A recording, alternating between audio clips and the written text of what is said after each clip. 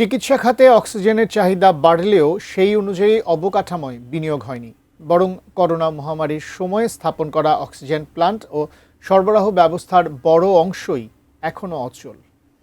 এতে সবচেয়ে বেশি ভোগান্তিতে পড়ছেন প্রত্যন্ত এলাকার রোগীরা। অক্সিজেনের সমতাভিত্তিক প্রাপ্যতা নিশ্চিত করতে দ্রুত কার্যকর উদ্যোগের তাগিদ দিয়েছেন বিশেষজ্ঞরা। আজ ঢাকার ইন্ডিপেন্ডেন্ট ইউনিভার্সিটি বাংলাদেশ আইইউবিতে ফ্রম এভিডেন্স টু অ্যাকশন শীর্ষক সংলাপে এসব কথা বলেন বক্তারা।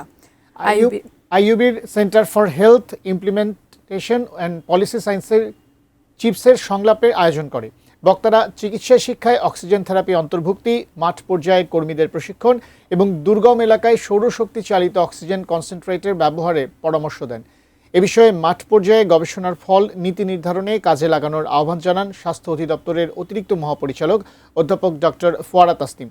আগামী অক্টোবরে অক্সিজেন সামিট আয়োজনের পরিকল্পনার কথাও জানিয়েছে চিপস কর্তৃপক্ষ।